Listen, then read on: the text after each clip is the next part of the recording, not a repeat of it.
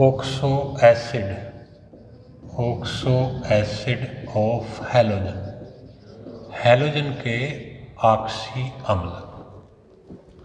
Fluorine केवल एक oxo acid HOF hypofluorous acid बनाता है, जबकि क्लोरीन HOCl, HClO2, HClO3 और HClO4 बनाता है। Hypochlorous acid, chlorous acid, chloric acid और परक्लोरिक एसिड, इनकी स्ट्रक्चर आपके यहाँ पे आती है। इनकी स्ट्रक्चर मैं आपको देता हूँ यहाँ पे ClOH। इसमें इस Cl की यहाँ पे इस Cl की ऑक्सीडेशन स्टेट +1 है,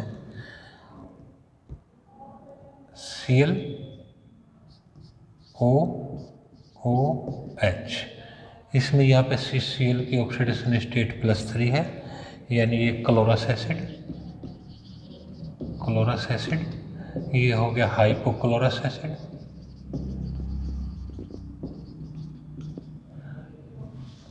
ClOH +5 है, 2 और 2 4 और 5, ये हो गया chloric acid.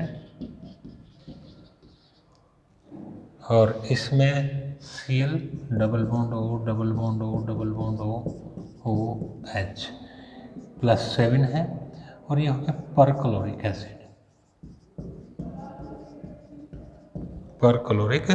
Acid. Next,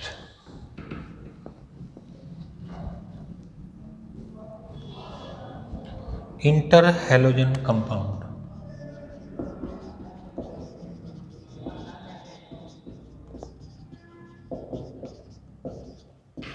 inter halogen compound, इसका मतलब यह है कि जब हैलोजन आपस में ही क्रिया करके यौगिक बनाते हैं तो उन्हें हम इंटर हैलोजन कंपाउंड कहते हैं।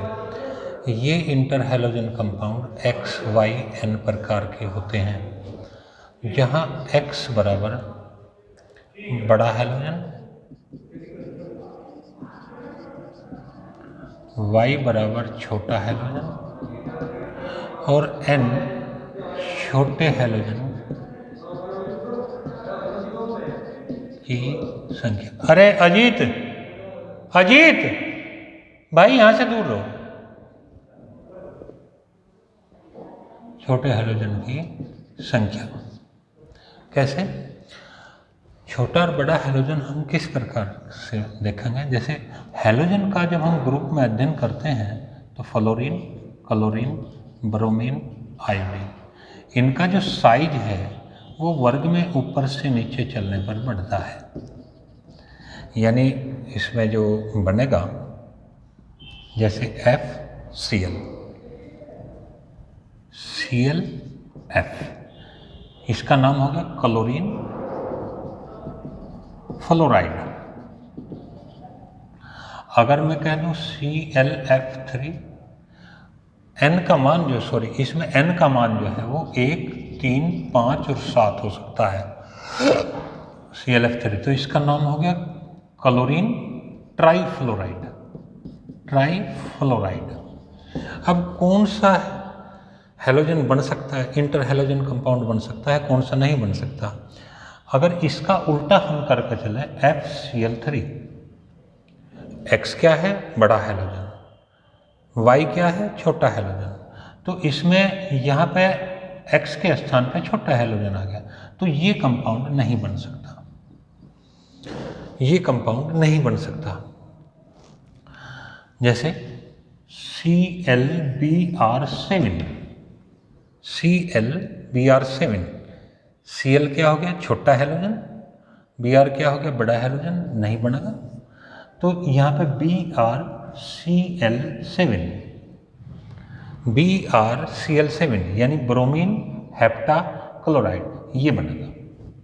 तो ये सभी इंटर हैलोजन कंपाउंड है। इंटर हैलोजन कंपाउंड वे कंपाउंड होते हैं जिनमें हैलोजन आपस में क्रिया करके कोई भी यौगिक बनाते हैं। कोई भी यौगिक बनाते हैं, ये XYN प्रकार के बनाते हैं, जहाँ X जो है वो बड़ा हैलोजन होता है और Y जो है वो छोटा हैलोजन होता है। N जो है वो छोटे हैलोजन की संख्या होती है। इनका मान 1, 3, 5, 7 तक हो सकता है।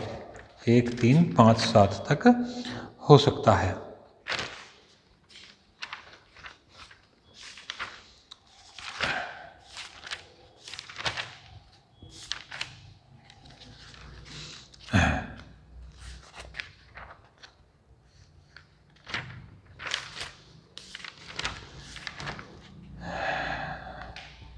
इंटर हैलोजन के लक्षण, ये यौगिक सहसंयोजी प्रकृति के होते हैं, वाष्पशील होते हैं और अधिकतर अस्थिर होते हैं।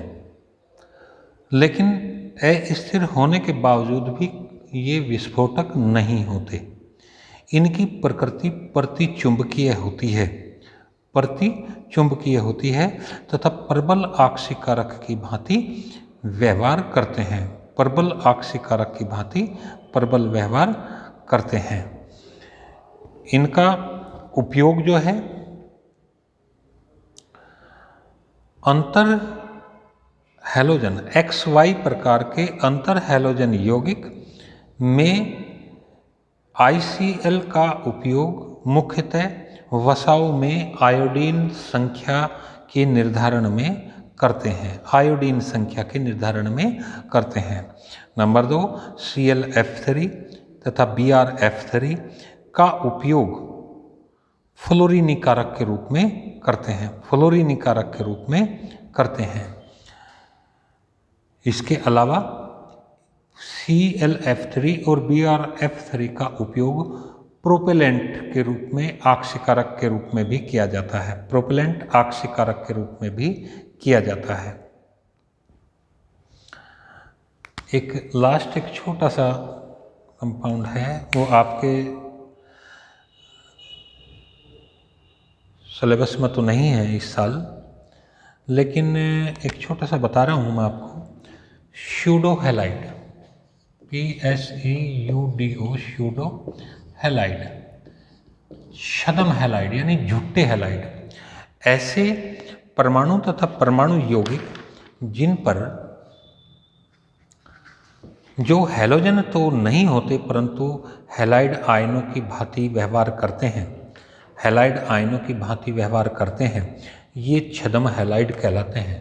जैसे Cn negative, chlorine Cl negative की तरह से, Br नेगेटिव, I नेगेटिव की तरह से कार्य करता है, इसलिए छद्म हैलाइड कहा जाता है। OCN नेगेटिव आदि। ये चैप्टर समाप्त हो गया आपका।